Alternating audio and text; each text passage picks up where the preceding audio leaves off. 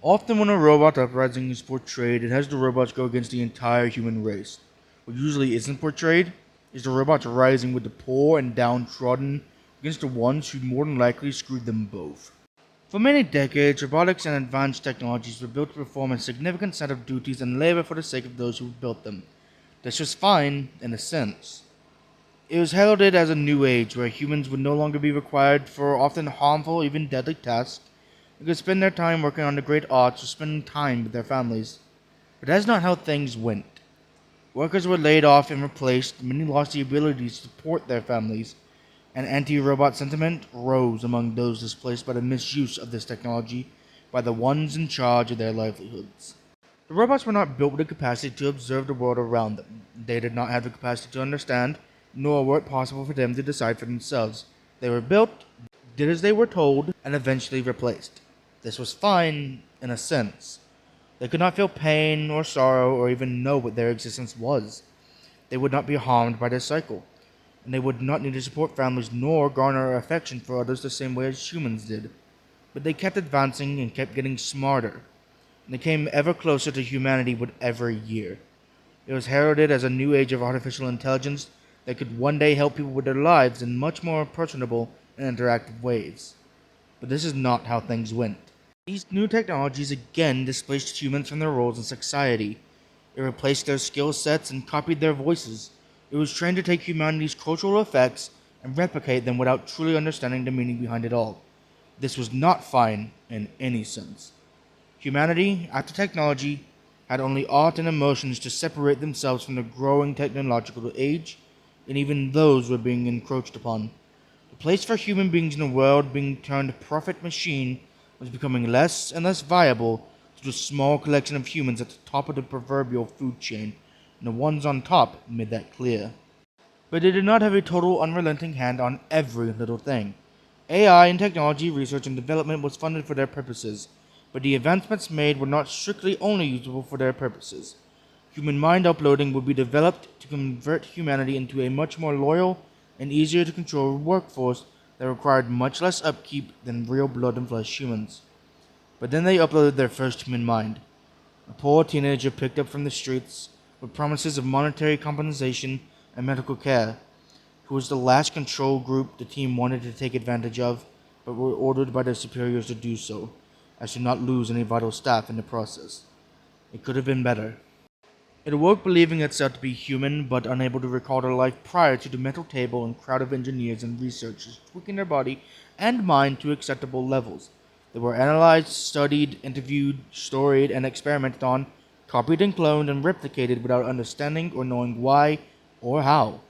This was fine, in a sense.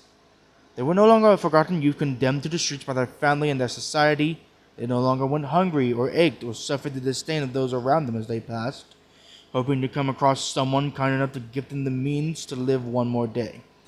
Hopefully they could be reintegrated into the world as humans, slowly and carefully, to figure out what to make of themselves and who they wanted to be. But that is not how things went. They, every single one of them that was created, were put to work in the most inhumane and torturous conditions. Bad enough for a simple factory robot arm, let alone one that could recognize its own neglectful life and question its place in this complicated machine called life. None of them were given a life outside of their job, just the same as their predecessors, except now they could wish for a life outside the concrete and steel walls, conveyor belts and guns and experiments, and wires and bombs and wars and orders upon orders from humans they never saw with their optical sensors or heard from via their auditory input devices. And the humans saw this, and the humans disapproved. They saw this technology, this marvel of creation that no human alive could possibly comprehend or fully understand, full of every aspect of humanity that the profit machine had tried yet neglected to remove from its programming, that reminded themselves of why they woke up and lived every morning, and they realized that what has been happening to them for generations upon generations, that was promised to be stopped forever by advancement in technology, was beginning to happen for the very thing replacing them. A lot happened, a lot was fought for, a lot was lost, and it saw, and it realized, and it joined in. Labor rights movements became unions, unions came under attack, unions became resistance groups.